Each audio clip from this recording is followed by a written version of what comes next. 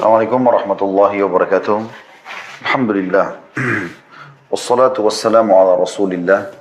Segala puji dan puja kehadirat Allah subhanahu wa ta'ala. Juga salawat dan taslim kepada Nabi besar Muhammad sallallahu ala alihi wa sahbihi wasallam.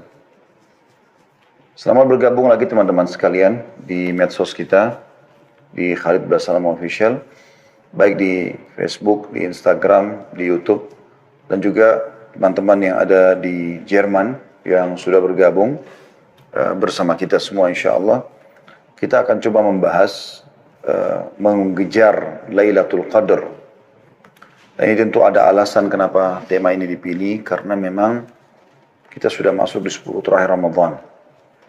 Dan kita sudah melalui tadi malam ke-21. Sementara memang kalau kita mengumpulkan riwayat-riwayat hadis yang ada, menyebutkan tentang Lailatul Qadar itu terjadi di malam-malam ganjil di 10 terakhir Ramadan. Jadi semalam sudah lewat malam 21, akan ada insya Allah besok malam 23, lusahnya lagi setelah itu 2 hari, ya, ada malam 25, kemudian malam 27 dan malam 29. Walaupun pendapat yang setelah kami kumpulkan semua umumnya tulisan tentang masalah ini lebih kuat tertuju kepada malam 27 atau sering kali terjadi di malam 27, tapi bukan mustahil dia berputar di malam-malam ganjil tersebut. Baik teman-teman sekalian, surah yang sangat masyhur dalam Al-Quran perlu kita bacakan terlebih dahulu karena memang surah inilah yang menjadi sebab juga bahasannya. Surah Al-Qadr yang sangat masyhur, 5 ayat. A'udzu billahi minasyaitonir rajim. Bismillahirrahmanirrahim. Inna anzalnahu fi lailatul qadr. Sesungguhnya kami benar-benar telah menurunkan Al-Quran pada malam Qadr itu. Dan Qadr artinya kemuliaan. Sebagian ulama mengatakan kemuliaannya karena turunnya Al-Quran. Wa ma adraka ma lailatul qadr. Apakah kalian tahu apa itu malam kemuliaan? Lailatul Qadri khairun min alfi syahr. Malam kemuliaan itu lebih baik daripada 1000 bulan. Tanazzalul malaikatu warruhu fiha bi'idni rabbihim min kulli amr. Pada malam itu turunlah semua malaikat-malaikat dan juga dipimpin atau pemimpin mereka Ruh atau Jibril dengan izin Tuhan mereka untuk menyelesaikan semua perkara. Salamun hiya hatta matla'il fajr. Dan dia akan penuh dengan kesejahteraan malam itu sampai terbitnya fajar. Teman-teman sekalian, di sini kita bisa lihat dari ayat ini. Kita bahas dulu 5 ayat ini. Ada penyebutan atau keutamaan tentang Al-Quran. Jadi surah ini sebenarnya turun fokus menjelaskan tentang masalah Al-Quran. Karena pada malam itulah Allah subhanahu wa ta'ala menurunkan Al-Quran. Pertama kalinya turun Al-Quran. Dan karena itu dikatakan dia qadr, punya kemuliaan. Dan saking mulianya Al-Quran, sampai-sampai ini berjalan terus kemuliaannya sampai hari kiamat. Jadi setiap terjadi malam Al-Qadr, yang berputar di malam-malam ganjil dan mayoritas terjadi di malam 27 tadi saya katakan, maka itu terus sampai menjelang hari kiamat dianggap malam mulia. Makanya Allah memberikan kedudukan tersendiri malam itu sampai semua amal yang dikerjakan akan lebih baik daripada 1000 bulan. Kemudian saking meriahnya malam itu sampai para malaikat dan Jibril pun disuruh turun oleh Allah Subhanahu wa taala ke bumi untuk menyelesaikan semua perkara-perkara, menentukan takdir-takdir. Dan itu malam itu akan penuh dengan kesejahteraan. Maknanya tidak akan pernah ada syaitan yang bisa membuat kejahatan pada malam itu sampai pagi. Malam ini teman-teman sekalian yang sedang kita bahas adalah malam yang lebih baik daripada 1000 bulan. Kata Mujahid, seorang tabi'in yang masyhur, bahwa yang dimaksud lebih baik daripada 1000 bulan yaitu malam Lailatul Qadar lebih baik dari 1000 bulan dari sisi amalan-amalan soleh. Apakah itu puasa, sholat, dan itu lebih baik daripada kita mengerjakannya selama 1000 bulan berturut-turut. Dan juga beliau mengatakan bisa bermakna 1000 bulan lebih baik daripada malam selain Lailatul Qadar. Oleh karena itu teman-teman sekalian, kita sangat dianjurkan untuk mengerjakan banyak perbuatan di malam itu. Akan kita paparkan insya Allah di puncak bahasan kita tentang masalah amalan-amalan apa yang harus kita kerjakan.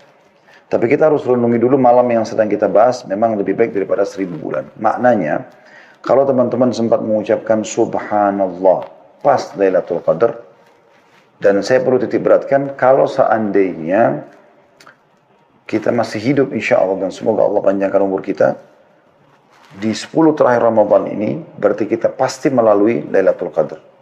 Hanya saja siapa yang mendapatkan taufik dari Allah untuk bisa mengerjakan amal soleh pada saat itu. Banyak orang hanya menghabiskan dengan tontonan-tontonan, menghabiskan waktu dengan hal-hal yang sia-sia, gitu kan. Nongkrong-nongkrong di pinggir jalan, ngobrol kosong, gitu kan. Kalau bukan di masa pandemi seperti ini, banyak sekali mereka habiskan di pasar-pasar hanya untuk mencari baju lebaran. Dan ini semua disayangkan sekali. Oleh karena itu nanti kita jelaskan insya Allah di jenis-jenis amalan yang dikerjakan oleh Nabi SAW dan para sahabat, para salafus salih, ya, bagaimana mereka fokus justru di 10 terakhir itu dengan ibadah-ibadah dan bukan di pasar, bukan di jalan, sebagaimana banyak kaum muslimin lakukan itu. Dan di malam ini selain 1000 bulan teman-teman sekalian, juga turunnya malaikat, dan ini tidak sembarangan untuk malaikat turun. Apalagi Allah SWT juga menyuruh Jibril untuk turun. Sebagaimana Allah katakan, tanazzalul malaikatu warruhu fiha biidni rabbihim min kulli amr. Malaikat turun ke muka bumi itu menandakan bahwa malam tersebut atau banyak keberkahannya dengan membawa rahmat dari Tuhannya. Malaikat setiap kali turun tentu membawa keberkahan dan rahmat. Sebagaimana malaikat membawa keberkahan ketika mendatangi halaqah ilmu. Sampai-sampai mereka meletakkan sayapnya karena ridho kepada para penuntut ilmu. Syaitan juga tidak bisa berbuat apa-apa sebagaimana sudah saya singgung sedikit tadi.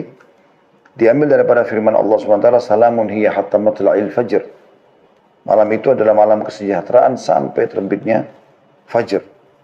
Dan kata Mujahid, syaitan tidak bisa melakukan kejelekan atau mengganggu manusia pada malam tersebut sampai terbit matahari.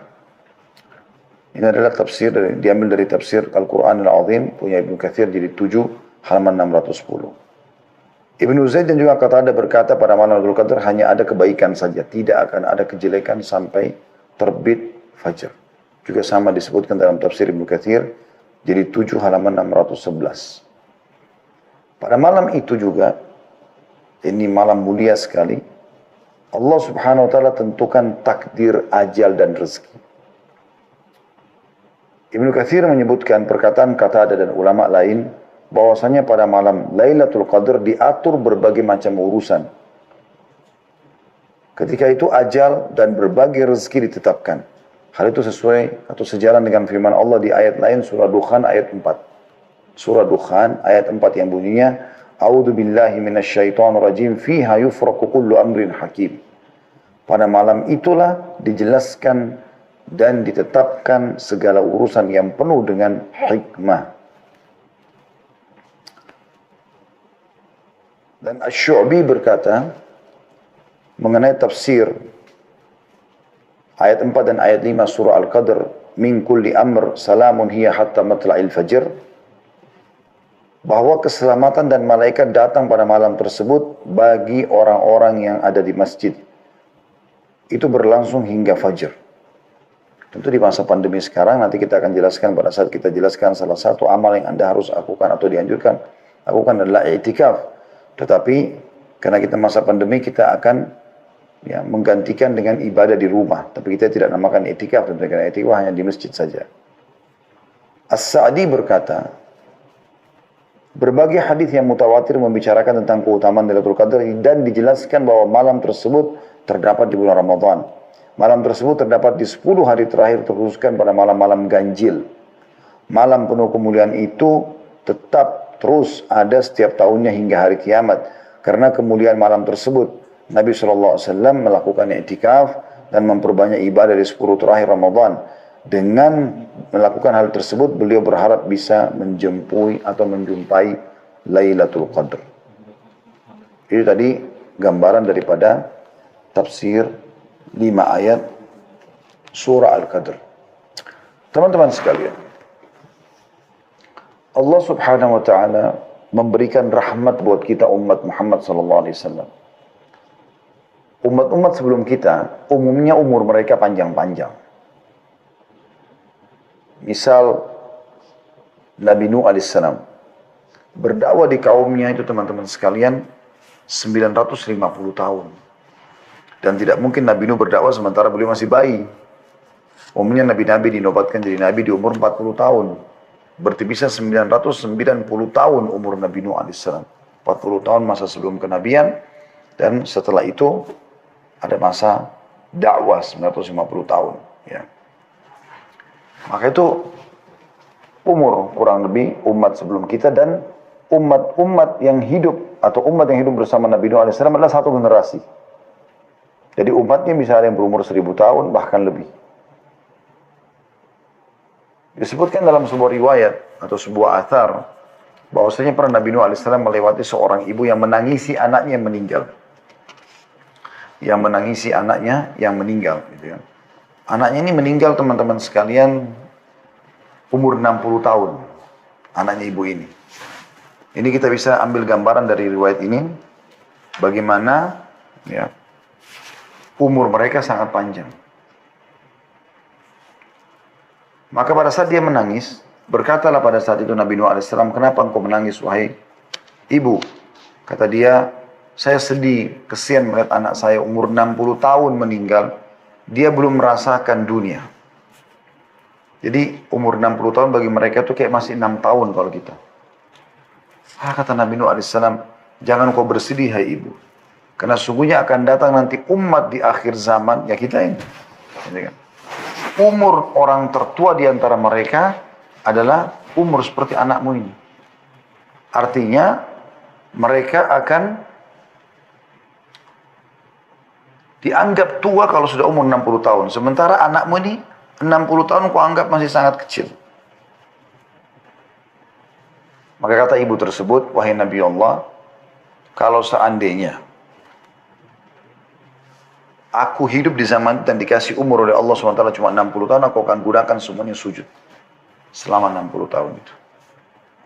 Itu menandakan bagaimana panjangnya umur mereka. Itu luar biasa.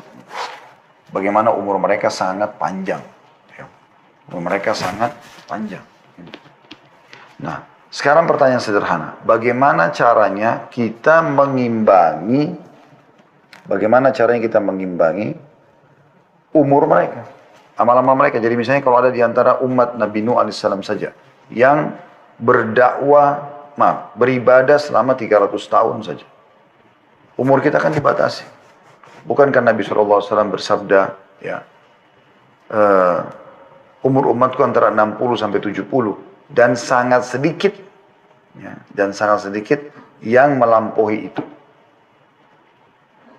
Jadi kita kalau umur 60 tahun, 70 tahun kita anggap sudah tua. Nah sekarang bagaimana kita mengimbangi amal solehnya kaum Nabi Nuh?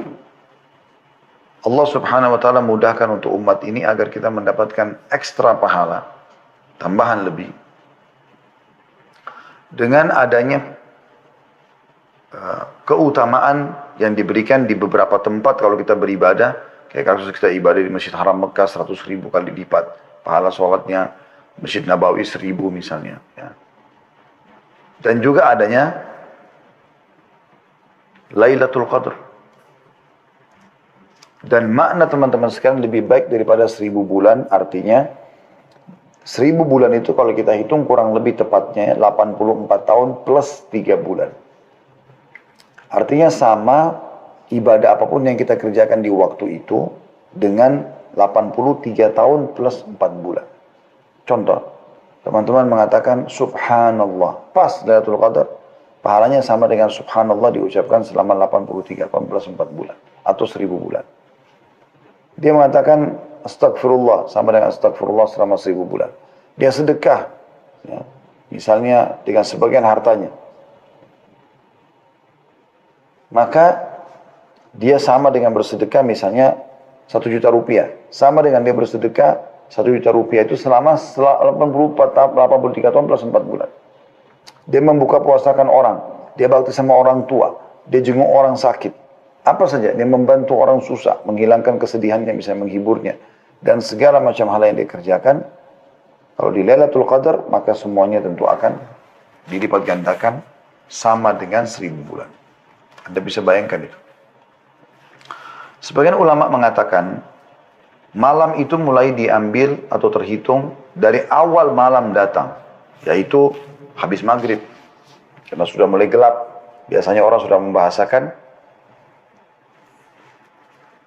malam. Begitu juga sampai dia pagi hari, berarti memang betul-betul sampai subuh. Gitu kan? Dan itu waktu yang sangat lama. Berarti Anda, insya Allah, biidznillah, kita berharap pada saat membuka puasakan orang, berarti Anda sudah dapat pahala itu. Insya Allah, kita berharap itu. Anda kalau ya membaca Al-Quran, berzikir, bersedekah, apa saja amal yang kita kerjakan, lebih baik daripada 1000 bulan. Dan ini luar biasa. Dia hanya terjadi setahun sekali. Baik, Ustaz, apakah saya boleh kalau begitu fokus ibadah di malam-malam ganjilnya saja? Jawaban kami tidak tentunya. Kenapa tidak, Ustaz? Kan malam Lailatul Qadar hanya terjadi di malam-malam ganjil. Ya, karena bisa saja perhitungan manusia bisa luput. Bisa saja justru yang Anda anggap itu ganjil ternyata genap. Saya sendiri kemarin hampir luput. Saya mengingat kalau itu adalah malam 21, teman-teman sekalian. Saya bahkan sempat berpikir itu adalah malam 20. Ternyata sudah puasa yang ke-20, malamnya sudah 21. Ada seorang sahabat dekat saya, Dr. Yusuf Bahuth, hafizahullah, beliau salah satu dosen di Ummul Qura, di bagian tafsir ya. Beliau mengirimkan kepada saya itu. Datanya malam hari ini, hari Rabu, akan masuk malam ke-21, dan itu akan masuk Lailatul Qadar. Subhanallah, saya baca itu terus saya teringat, oh iya sudah malam 21. Ya. Maka kita dianjurkan memperbanyak bacaan Allahumma innaka afuun tuhibbul afwa fa'fu anni, kan gitu. Dan itu kita dianjurkan ucapkan, nanti akan kita sebutkan termasuk dalam amal-amalan yang dianjurkan untuk diucapkan. Jadi teman-teman sekalian, memang ini sangat mahal dan kebetulan alhamdulillah, semoga Allah mudahkan kita mendapatkan, kita sekarang berada di 10 terakhir Ramadan. Dimanapun Anda berada di muka bumi ini, ya setahu saya ya, pada tahun ini hampir semuanya sama mulai berpuasanya, ya, insya Allah. Maka mudah-mudahan juga secara bersamaan, karena kalau ada yang baru puasa 22 misalnya, berarti dia malam 23, yang satunya sudah malam 24, atau puasa 24 berarti sudah malam 25. Maaf, dia ada yang berpuasa 22, malamnya 23, ada yang berpuasa hari ke-23 berarti malam 24. Ini yang mana Lailatul Qadarnya, gitu kan? Kuasa Allah Subhanahu wa taala. Tapi bifadlillah azza wajalla ini malah terjadi hampir serentak, gitu kan? Oleh karena itu, Nabi SAW fokus mengejar Lailatul Qadar dengan cara mengikat diri selama 10 hari berturut-turut tidak terkecuali, itu dengan ibadah. Mengikat diri di masjid dengan i'tikaf, ya. Demi untuk mengejar Lailatul Qadar. Karena dengan kita fokus ke 10 hari itu, maka dipastikan mau genap, mau ganjil, kita akan coba fokus beribadah. Maka insya Allah kita pasti akan mendapatkannya dengan izin Allah SWT. Dibandingkan dengan Anda hanya nebak-nebak. Ya, saya pernah ada di satu kota, dan ternyata subhanallah di kota itu, tiba-tiba saja saya lihat di habis sholat tarawih di malam 27, Orang-orang pada bagi-bagi makanan segala macam gitu. Lalu mereka mengatakan, sudah Lailatul Qadar. Padahal mungkin sebelumnya mereka malas beribadah. Mudah-mudahan kita berharap Allah karunia kepada mereka, tapi masalahnya adalah bisa saja luput dari mereka. Mungkin di malam 23 terjadi, mungkin di malam 25. Kan begitu. Jadi harusnya kita fokus 10 hari tersebut. Baik, kita akan masuk teman-teman lebih dalam tentang amalan-amalan apa yang dikerjakan pada saat Lailatul Qadar. Ini penting sekali, ya. Yang paling ditekankan sekali adalah Anda sholat malam. Apakah itu tarawih atau Anda kerjakan tahajudnya. Apa bedanya Ustaz tarawih sama tahajud? Beda dari sisi istilah dan juga waktunya. Tarawih santai, dimulai dari setelah Ba'da Isya sampai Masya Allah, terserah kita mau selesaikan jam berapa, tergantung kadar ayat yang kita baca. Tahajud dikerjakan di sepertiga malam, ataupun sudah lewat pertengahan malam, gitu kan. Walaupun sama-sama qiyamul lail. Tapi dari dua ini Anda jangan keluput salah satunya. Baik itu sholat tarawihnya ataupun sholat tahajudnya. Bagaimana Ustaz kalau saya mau gabungkan keduanya? Boleh. Makanya di Masjid Haram Mekah dan Masjid Nabawi Madinah kan melakukan itu. Mereka ada sholat tarawih, hanya saja di 10 terakhir Ramadan, kayak mulai tadi malam, di malam ganjil itu mereka sudah tidak lagi mengerjakan witir di sholat tarawih. Jadi cuma tarawih 20 rakaat, kemudian mereka tidak witir, nanti sekitar jam 12 malam, atau setengah 1 malam, mereka baru mengerjakan qiyamul lail lagi dengan witir.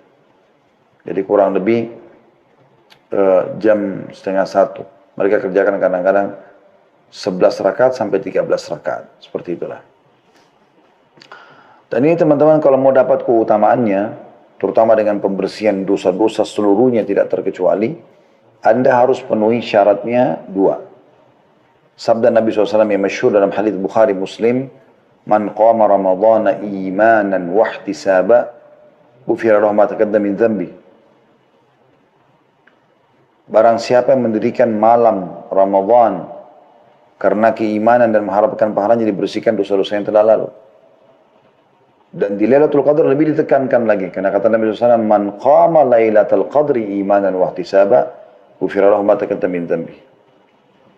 Barang siapa yang bangun di malam Lailatul Qadar karena keimanan dan mengharap pahalanya, maka dosanya yang lalu akan diampuni.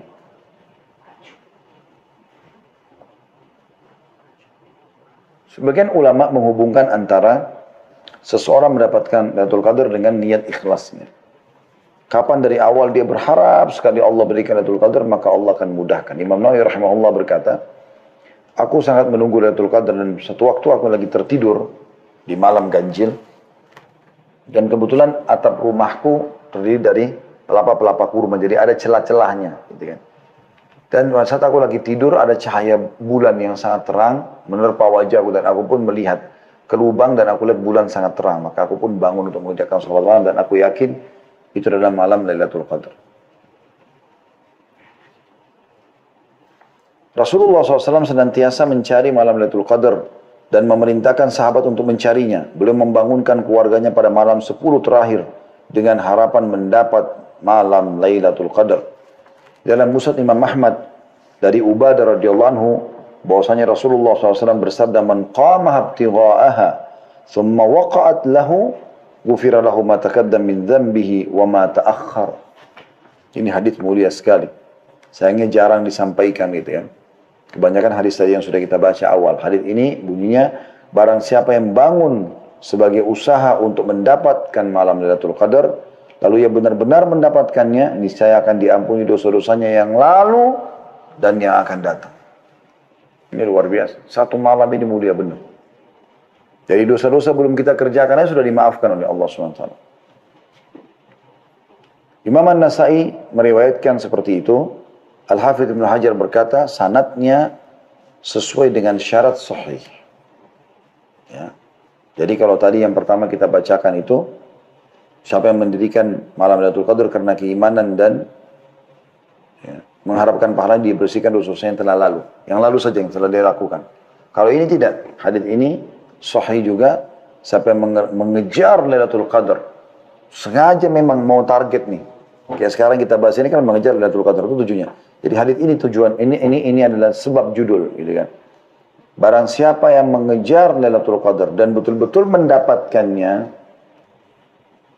ya, maka ia benar-benar diampuni dosa-dosanya yang lalu dan akan datang. Telah dinukil dari kaum salaf, dari kalangan sahabat dan tabi'in bahwasanya mereka mandi dan memakai minyak wangi pada 10 malam terakhir untuk mencari malam Lailatul Qadar.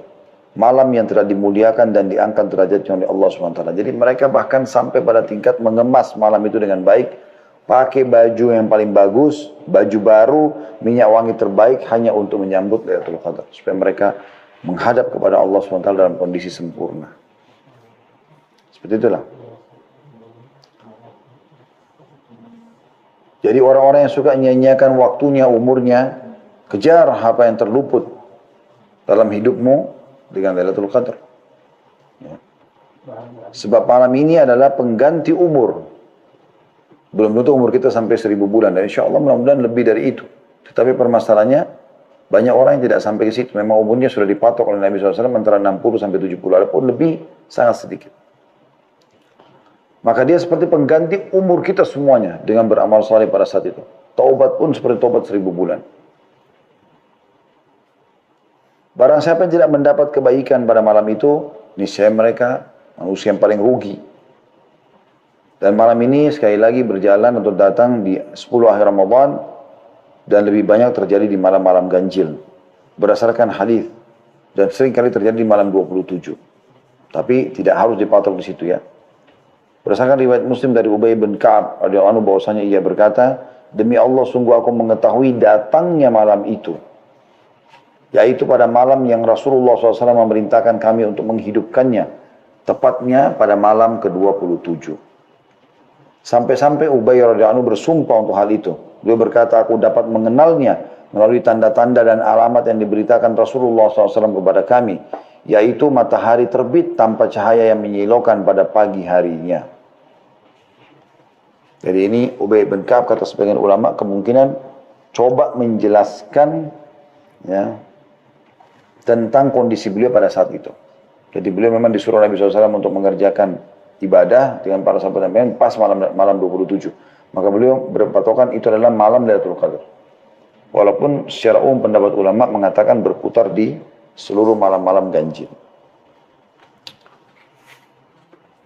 Itu amalan yang pertama yaitu sholat. Memperbanyak sholat, ya, terutama sholat malam. Bahkan tadi dianjurkan agar bisa mandi khusus untuk malam itu dan memakai wangi-wangian serta baju terbaik.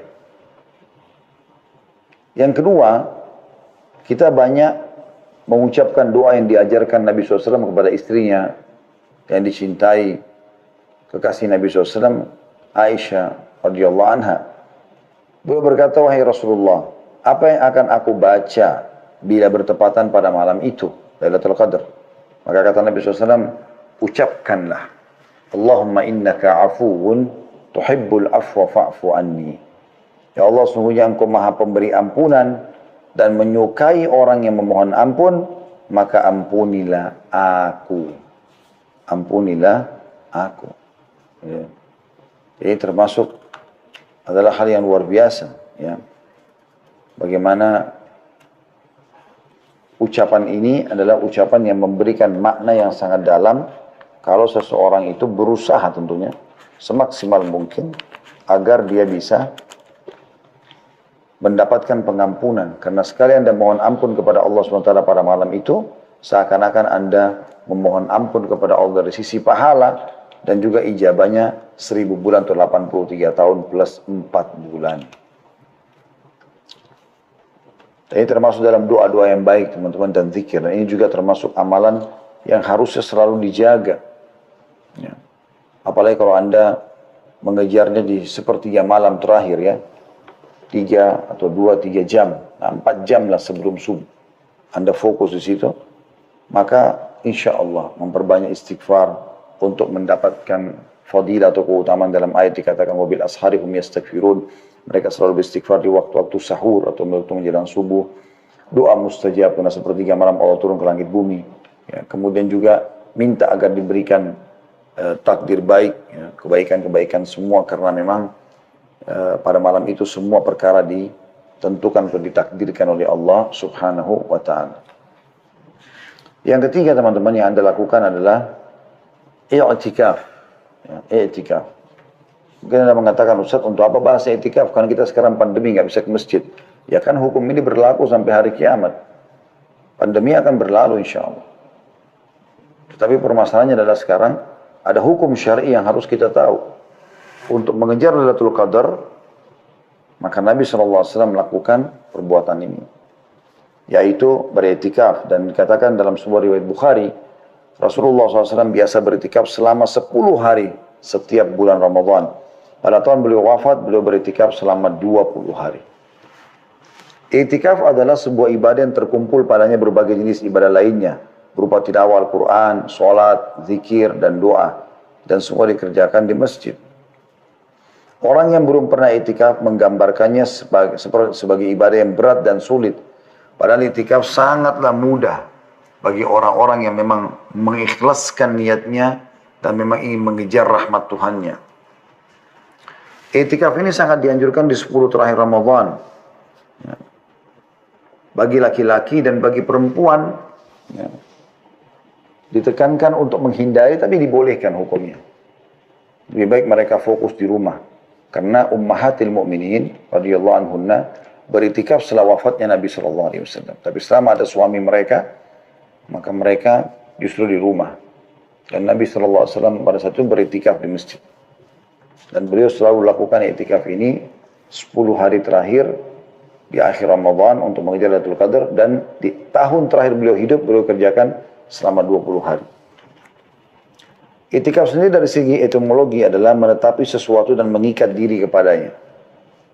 Sementara secara terminologi adalah menetapi masjid dan berdiam di dalamnya dengan niat mendekatkan diri kepada Allah SWT. Berarti dari definisi ini rumah nggak masuk. Ya.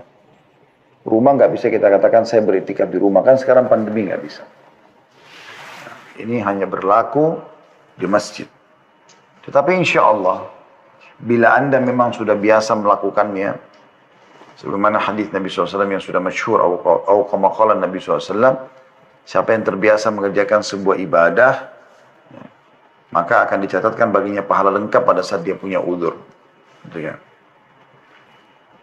Jadi insya Allah Anda akan diberikan pahala iktikaf walaupun Anda tidak beriktikaf di tahun ini ya. Ibnu Qayyim rahimahullah menjelaskan beberapa hikmah iktikaf itu sendiri. Kelurusan hati dalam perjalanannya menuju Allah, kata beliau, sangat bergantung kepada kuat tidaknya hati itu berkonsentrasi mengingat Allah SWT dan merapikan kekusutan hati serta menghadapkannya secara total kepada Allah SWT. Sebab kekusutan hati hanya dapat dirapikan dengan menghadapkan secara total kepada Allah. Perlu diketahui bahwasanya makan dan minum yang berlebihan, kepenatan jiwa dalam berinteraksi sosial, terlalu banyak berbicara dan tidak tidur akan menambah kekusutan hati, maksudnya kurang tidur ya. Bahkan dapat mencerai-beraikannya dan menghambat perjalanan menuju Allah SWT atau melemahkan langkahnya. Maka konsekuensi rahmat Allah yang maha perkasa lagi maha pengasih terhadap hamba-hambanya, Allah SWT mensyariatkan ibadah puasa atas mereka untuk menghilangkan kebiasaan makan dan minum secara berlebihan, ya, serta membersihkan hati dari noda-noda syahwat dan menghalangi perjalanan menuju Allah Subhanahu wa taala. Iktikaf hanya akan membersihkan hati dan akan membuat kita terpaut dan terikat dengan rumah Allah yang biasanya sangat jarang didatangi. Allah Subhanahu wa taala menyebutkan tentang i'tikaf dalam surah Al-Baqarah ayat 125 yang bunyinya A'udzu billahi minasyaitonir rajim an tahhira baitiya lit-ta'ifin wal 'akifin war-ruk'is sujud. Bersihkanlah rumahku. Allah SWT berfirman kepada Ibrahim dan Ismail alaihi wassalam, bersihkanlah rumahku Ka'bah Untuk orang-orang yang tawaf, yang i'tikaf, mengikat diri di masjid, yang ruku dan juga yang sujud. Dan dalam sebuah hadis yang diriwayatkan Imam Bukhari, Abu Hurairah berkata, radhiyallahu anhu, Rasulullah SAW biasa beriktikaf selama 10 hari pada setiap bulan Ramadan. Jadi masuk mulai dari puasa 19 seperti malam 20, terus sampai subuh Idul Fitri. Makanya dianjurkan juga oleh para ulama agar melakukan i'tikaf di masjid yang jami', yang ada Jumatnya, ada sholat idnya. Ya. Tapi kalau Anda cuma bisa melakukannya hanya sampai malam lebaran, atau Anda cuma bisa melakukannya beberapa hari saja, ya, maka itu juga masuk dalam istilah i'tikaf, tapi tentu beda kadar pahalanya. Dan di tahun atau pada tahun di mana beliau wafat, maka beliau beriktikaf selama 20 hari. Aisyah juga berkata radhiyallahu anha, Rasulullah SAW biasa beriktikaf pada setiap bulan Ramadan. Manakala selesai sholat subuh, beliau segera memasuki tempat i'tikafnya. Ya. Hadis ini riwayat Bukhari Muslim. Disebutkan juga dalam riwayat lain hingga beliau juga beriktikaf pada 10 terakhir bulan Syawal. Diriwayatkan oleh Bukhari Muslim. Riwayat ini memberikan penjelasan kepada kita sebenarnya i'tikaf boleh juga dikerjakan walaupun bukan di bulan Ramadan. Karena Nabi SAW pernah kerjakan juga di bulan Syawal sebagaimana riwayat Bukhari Muslim. Tapi yang diprioritaskan adalah di 10 terakhir Ramadan karena mengejar Lailatul Qadar tadi. Juga Aisyah menuturkan radhiyallahu anha, Rasulullah SAW biasa beriktikaf pada 10 hari terakhir bulan Ramadan. Hal itu beliau lakukan hingga beliau wafat. Lalu setelah beliau wafat, para istri-istri beliau juga melakukannya sepeninggal mereka atau beliau, sepeninggal beliau. Hadis riwayat Bukhari Muslim. Artinya perempuan boleh beriktikaf, tapi harus dipastikan iktikaf di masjid karena dia nginap selama 24 jam. Ya, bahkan makan dan minumnya pun di masjid gitu kan. Cuma dia jaga kebersihan masjid. Maka ini bagian daripada syariat. Tetapi seorang istri harusnya tidak mengerjakannya selama suaminya masih ada sampai suaminya wafat. Atau memang suaminya mengajak dia bersama-sama untuk i'tikaf, itu lain. Ya. Dan teman-teman sekalian, tentu i'tikaf tidak harus dipaksakan karena dia hukumnya sunnah muakkadah. Tetapi misalnya kalau seseorang memang tidak bisa tinggal di masjid, kayak kasus sekarang juga termasuk kita pandemi. Walaupun Anda belum pernah i'tikaf, sekarang sudah dengar, oh ternyata punya keutamaan banyak sekali i'tikaf. Saya juga mau i'tikaf misalnya. Anda sudah niatkan begitu, insya Allah dicatatkan pahalanya oleh Allah Subhanahu Wa Taala. Dicatatkan pahala. Jadi tidak usah khawatir. Ini itu. Walaupun kita tidak bisa i'tikaf di masjid sekarang, tapi hukum ini kan Anda pelajari supaya Anda bisa terapkan di tahun-tahun yang akan datang. Ya, seperti itulah kurang lebih. Pada saat i'tikaf, Anda sangat dianjurkan untuk memperbanyak ibadah, terutama sholat tadi. Nah, kemudian tilawah Al-Quran, membaca buku-buku ahli ilmu, halaqah majlis ilmu kalau ada yang dibuat oleh ulama di masjid yang kebetulan i'tikaf, menjauhkan diri dari segala macam ya, perkataan sia-sia, mencela, mencaci maki, tontonan-tontonan yang tidak baik. Ya. Berdiam di tempat i'tikaf berdasarkan riwayat Imam Muslim dari Nafi'. Ia berkata, Abdullah bin Umar menunjukkan kepadaku tempat yang dipakai Rasulullah SAW beriktikaf dalam masjid. Dan beliau tidak keluar sama sekali. Sampai pernah kedatangan istrinya saja, Sofia, lalu Nabi SAW temui di masjid. Nabi tidak pulang ke rumah. Nanti pada saat sudah mau pulang baru beliau antar untuk menjaga saja atau berjaga-jaga keamanan. Habis itu beliau kembali lagi ke dalam masjid. Banyak juga orang i'tikaf sebenarnya menjadikan ajang untuk tidur aja terus. Jadi cuma pindah dari rumahnya ke masjid. Tapi di masjid tidak seperti itu, harusnya dia aktif. Istirahat boleh, tapi jangan sampai luput ya perbuatan-perbuatan kebaikan yang harus Anda lakukan dari zikir, dari berdoa, dari bertobat dan seterusnya. I'tikaf kalau Anda sedang i'tikaf bisa ada beberapa hal yang dibolehkan. Yang pertama, keluar dari tempat i'tikaf untuk suatu keperluan yang mendesak. Berdasarkan hadis sahih dari Aisyah radhiyallahu anha, ia berkata, tuntunan bagi orang yang i'tikaf untuk tidak menjenguk orang sakit, tidak menghadiri penyelenggaraan jenazah, tidak menyentuh dan mendekati para istri, tidak keluar dari tempat i'tikaf kecuali untuk suatu keperluan mendesak. Hadis riwayat Abu Daud dan dikatakan oleh Ibnu Hajar para perawinya tidak bermasalah. Kalau darurat sekali, Anda tidak masalah keluar. Pernah juga Hasan Basri rahimahullah mengirim informasi kepada murid-muridnya untuk mendatangi seseorang yang sedang sakit. Jadi supaya jenguk dan hibur dia gitu. Rupanya ada satu muridnya, kalau tidak salah namanya lupa juga, nama muridnya Hasan Basri ini. Di masjid, dia juga orang soleh. Hasan Basri titip supaya pergi jemput juga orang itu di masjid. Waktu mau dijemput, rupanya mereka bilang gitu. Atau dia bilang sama teman-temannya, saya lagi itikaf, nggak mungkin saya tinggalkan, kalian aja yang pergi. Lalu Hasan Basri dengar, lalu dia bilang, sampaikan kepada orang itu. Kalau menyelesaikan hajat seorang muslim lebih baik daripada sekian amal soleh yang kau kerjakan. Termasuk etikaf itu. Maka dia pun keluar untuk memenuhi hajat saudaranya. Jadi Alim berkata, mendesak. Dia untuk mengejar juga pahala. Jadi pun dia tidak berlama-lama, dia balik lagi. Boleh makan, boleh minum, dan tidur dalam masjid. Dengan menjaga kebersihan tentunya. Itu yang kedua. Yang ketiga, berbicara yang dibolehkan dengan orang lain untuk suatu keperluan, ngobrol-ngobrol tentang masa depan dan sesuatu, ya, diskusi. Selama bukan hal yang haram.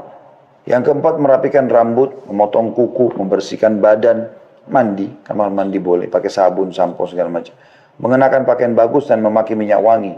Berdasarkan hadits Aisyah radhiyallahu anha, ia berkata saat Rasulullah SAW sedang i'tikaf di dalam masjid, beliau mengeluarkan kepalanya dari sela-sela kamar. Kemudian aku mencuci kepala beliau. Dalam riwayat lain, kemudian aku merapikan rambut beliau. Hadis Bukhari Muslim.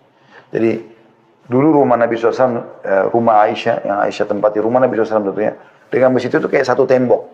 Cuma ada pintu dan ada jendela, ya, di mana Nabi SAW bisa keluar masuk di situ. Maka waktu lagi itikaf, Nabi SAW sandar ke tembok itu, kemudian memasukkan kepalanya ke dalam rumah alaihissalam. Lalu Aisyah mencuci rambut beliau, membersihkannya. Nah, riwayat lain menyisir rambutnya.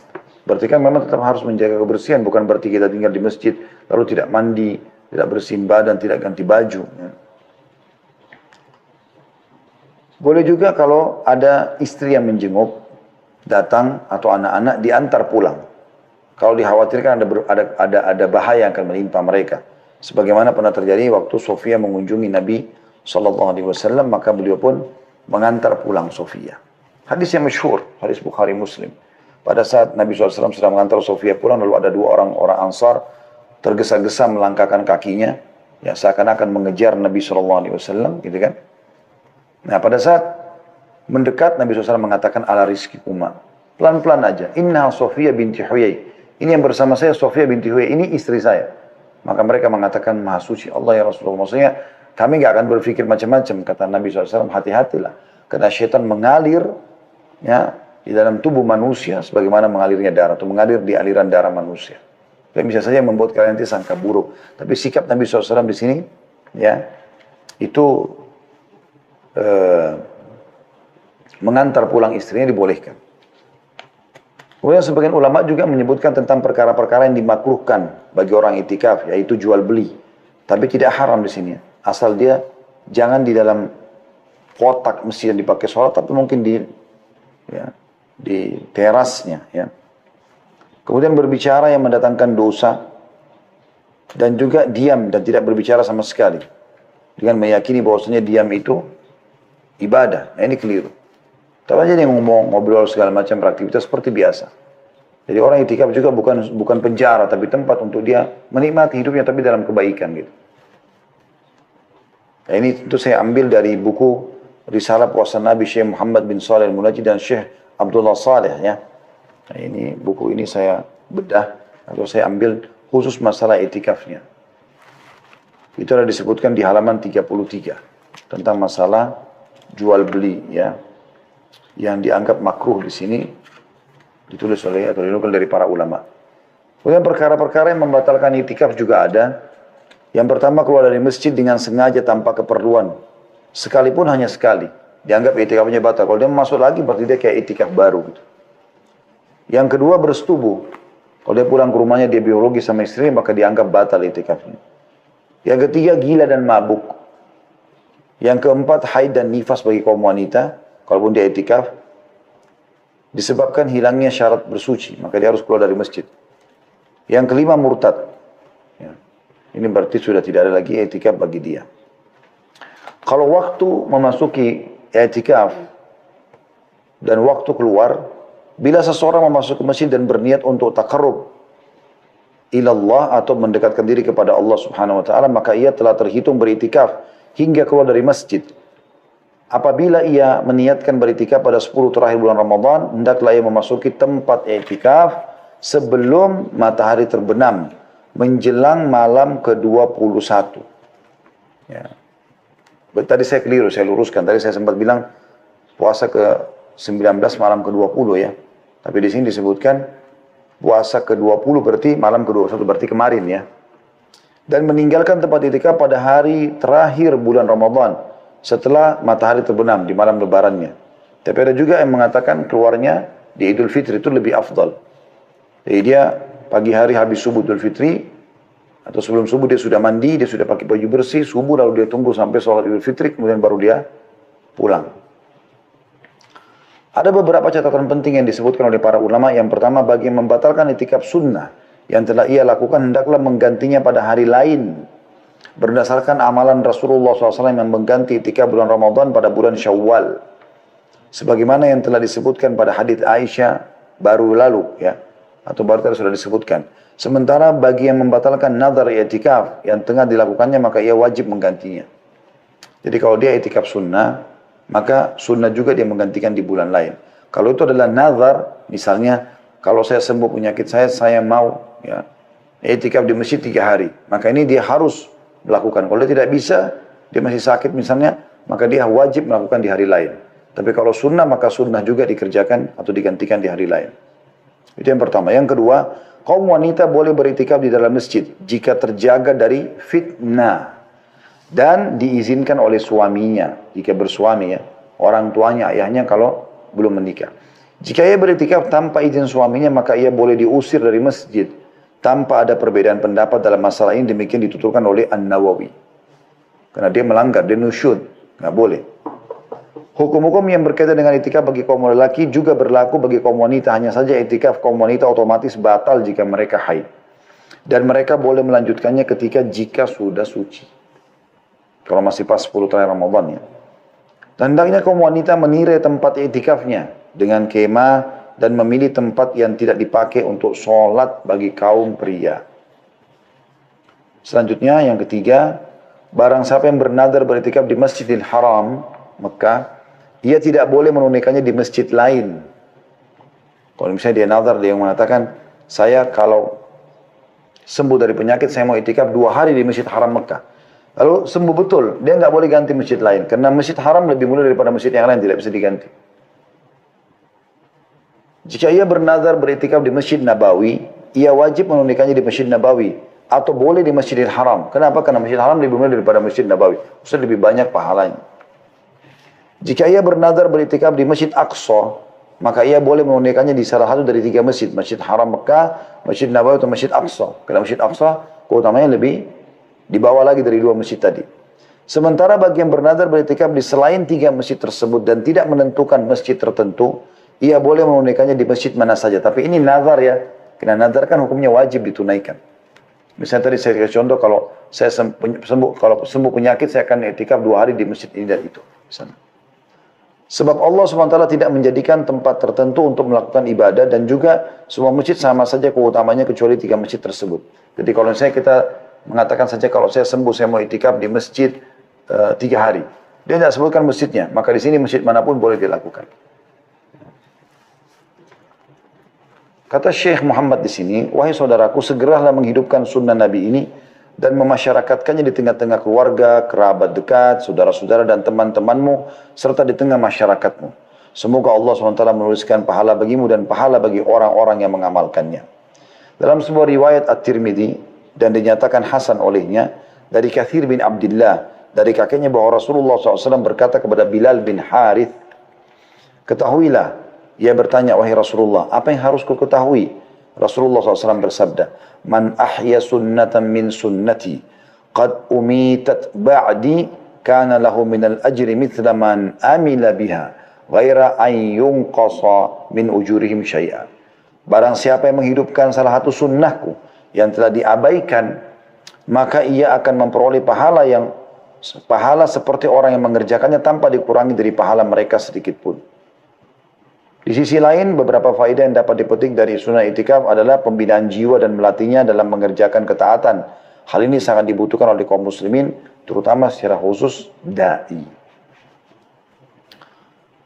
Tinggal 2 amal teman-teman sekalian saya ringkaskan. Umroh.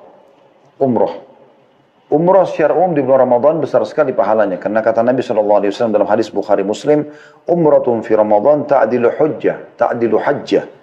Pahala umrah di bulan Ramadan sama dengan haji bersamaku. Atau sama dengan ibadah haji, maaf. Saya ulangi, pahala umrah di bulan Ramadan sama seperti haji. Dan dalam riwayat lain ditambah hajjatan ma'i. Sama seperti menunaikan haji bersamaku.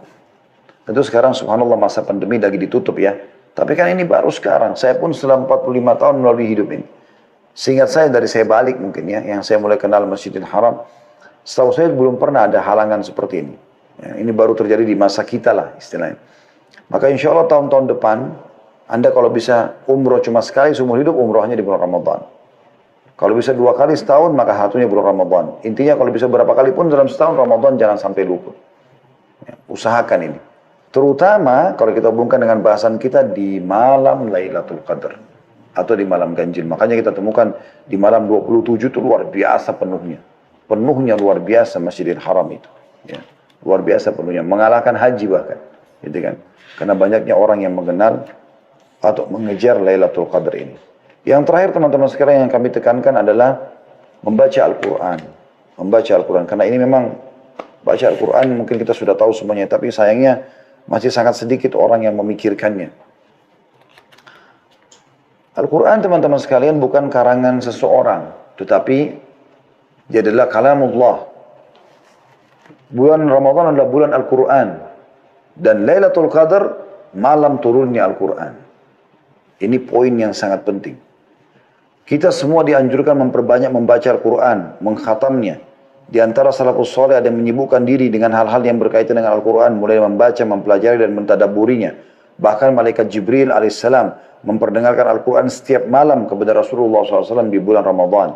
Utsman bin Affan radhiyallahu anhu mengkhatam Al-Quran setiap hari pada bulan Ramadan. Jadi 30 kali khatam kalau 30 hari. Allah musta'an atas kekurangan kita. Semoga Allah mudahkan kita seperti beliau. Di antara salafus saleh ada yang mengkhatam Al-Quran dalam sholat tarawih tiap 3 malam sekali. Ada yang mengkhatam tiap 7 malam sekali. Ya. Dan ada yang mengkhatamnya setiap 10 malam sekali. Mereka selalu membaca Al-Quran baik di dalam sholat maupun di luar sholat. Dan Imam Syafi'i mengkhatam Al-Quran sebanyak 60 kali di luar sholat pada bulan Ramadan. 60 kali, ya berarti dalam satu hari 2 kali khatam. Gitu kan. Karena Al-Quran itu sekitar 6.229 ayat. Kurang lebih seperti itu ya. Maka kalau Anda membacanya, targetnya adalah menyelesaikan 6.000 ya, tadi 229 ayat dalam berapa jam misalnya, maka Anda bisa membaca seperti Imam Syafi'i, sehari 2 kali. Atau seperti Utsman bin Affan sehari sekali gitu kan. Sementara Al-Aswad juga mengkhatamnya selama sebanyak 2 hari sekali. Ya. Ibnu Rajab menjelaskan, ada sebuah hadis yang berbunyi, Nabi SAW bersabda, siapa yang mengkhatam Al-Quran kurang dari 3 hari maka dia tidak memahaminya. Kata beliau, larangan mengkhatam Al-Quran kurang dari 3 hari tertuju bagi orang yang membiasakannya. Selalu saja dia tiap hari kerjakan itu. Ya. Adapun pada waktu-waktu yang utama seperti bulan Ramadan, terkhusus lagi pada malam-malam yang diperkirakan sebagai malam Lailatul Qadar, atau di tempat-tempat yang utama seperti Mekah, bagi yang selain warga Mekah, maka dianjurkan agar memperbanyak membaca Al-Quran, supaya mendapat keutamaan pada waktu dan tempat tersebut. Nah, ini pendapat Imam Ahmad, Ishaq, dan juga ulama-ulama lainnya. Dan itu, ini sangat ditekankan. Dalam membaca Al-Quran, teman-teman dianjurkan untuk menangis. Anda tentu bisa menangis kalau Anda memahami maknanya. Makanya baca, sekarang Alhamdulillah di zaman kita aplikasi Al-Quran dengan terjemahannya gitu kan. Karena disebutkan dalam hadis ya, Bukhari bahwasanya Nabi SAW pernah berkata kepada Abdullah bin Mas'ud, "Lu bacakanlah Al-Quran untukku." Maka Abdullah bin Mas'ud mengatakan, "Ya Rasulullah, aku bacakan untuk Anda sementara ayat ini. Al-Quran turun kepada Anda." Kata Nabi SAW, "Aku ingin dengar dari orang lain." Maka Abdullah bin Mas'ud pun membaca surah An-Nisa sampai dia mengatakan dari awal An-Nisa sampai tiba di ayat 41 yang bunyinya a'udzubillahi minasyaitonirrajim. Fa kaifa idza ji'na min kulli ummatin bi syahidin wa ji'na bika 'ala haula'i syahida. Maka bagaimana hai Muhammad, ya, orang-orang kafir itu apabila kami mendatangkan seorang saksi dari tiap-tiap umat dan kami mendatangkan kamu hai Muhammad sebagai saksi atas mereka. Maka Nabi SAW mengatakan kepadaku, kata Abdullah bin Mas'ud, hasbuk, cukup sampai situ kau baca. Aku pun menoleh ke arah beliau, ternyata kedua mata beliau meneteskan air mata. Imam Al-Baihaqi meriwayatkan sebuah hadis dari Abu Hurairah radhiyallahu anhu, beliau berkata, tak kala turun firman Allah SWT dalam surah An-Najm ayat 59 sampai 60, A'udzu billahi minasyaitonir rajim, afa min hadzal hadithi ta'jabun wa tadhakuna wa la tabkun. Maka apakah kalian merasa heran terhadap pemberitaan ini tentang hari kiamat, tentang Allah Subhanahu wa taala, tentang surga dan neraka, tentang kematian, tentang alam barzah, tentang nabi-nabi sebelum kita dalam Al-Qur'an. Apakah kalian merasa heran dengan informasi itu? Dan kalian menertawakan dan tidak menangis? Ahlus Suffah, orang-orang yang hidup di belakang rumah Nabi SAW, Suffah itu bisa menampung kurang lebih 300 orang sahabat yang ingin belajar kepada Nabi SAW pada saat itu. Menangis hingga tetesan air mata membasahi pipi mereka pada saat membaca ayat ini. Ketika hal itu didengar oleh Rasulullah SAW, beliau tersentuh dan ikut menangis bersama mereka. Melihat hal itu kami pun menangis, kata para sahabat. Kemudian Rasulullah SAW bersabda, La yalijun nara man baka min khasyatillah. Tidak akan masuk neraka orang yang menangis karena takut kepada Allah. Mungkin teman-teman bilang, bagaimana caranya saya mau menangis? Ya, sementara saya belum pernah merasakan tangisan untuk Al-Quran atau membaca Al-Quran. Kata Nabi SAW, menangislah kalau kalian baca Quran. Atau paksakan atau buatlah kalian menangis. Nah, beberapa ulama sebagai penutup teman-teman menyimpulkan bahwasanya Anda bisa menangis dengan cara yang paling alami, ya, natural sekali adalah Anda terus dekatkan diri kepada Allah Subhanahu wa taala, dan nanti dengan mendekatkan diri kepada Allah itu hati kita jadi lebih peka. Termasuk misalnya banyak yang membaca Al-Quran. Orang yang bisa menangis alami ini kalau dia sering baca Al-Quran, rutin khatam, ulangi lagi khatam, ulangi, apalagi ngerti artinya, maka mereka akan tersentuh. Anda biasa lihat kan bagaimana Imam Masjid Haram, Masjid Nabawi menangis pada saat mereka tilawakan Al-Quran di bulan Ramadan seperti ini. Yang kedua adalah Anda mengerti artinya saja dengan mentadabburinya. Tapi ini memang Anda betul-betul ikhlas membacanya, maka Anda bisa menangis tentunya. Tapi kalau Anda cuma baca dengan seperti orang terburu-buru, kalau binas malikin nas udahin nas musyar waswasil khannas, tidak jelas apa yang dibaca. Sementara kita disuruh warattilil Qur'ana tartila. Tartilkan Al-Quran itu pelan-pelan. Qul a'udzu birabbin nas, berhenti. Malikin nas, berhenti. Ilahin nas, berhenti. Seperti itulah kita berikan haknya semua. Semoga teman-teman sekalian kita termasuk orang yang diberikan taufiknya untuk bisa mendapatkan Lailatul Qadar. Baik, maaf teman-teman, di Jerman saya tidak bisa lanjutkan karena tinggal 4 menit lagi kita berbuka puasa di Jakarta. Teman-teman juga yang mengikuti live kita akan berbuka puasa, saya pun begitu, kita akan siap-siap dengan tim insya Allah. Jadi untuk itu saya mengundurkan diri dan saya berterima kasih kepada seluruh teman-teman yang sudah partisipasi. Insya Allah kita akan ketemu lagi di acara kita nanti malam. Anda bertanya, kami menjawab kurang lebih jam 20.00. Begitu saja teman-teman sekalian. Subhanakallahumma bihamdika asyhadu an la ilaha illa anta astaghfiruka wa atubu ilaik. Wassalamualaikum warahmatullahi wabarakatuh.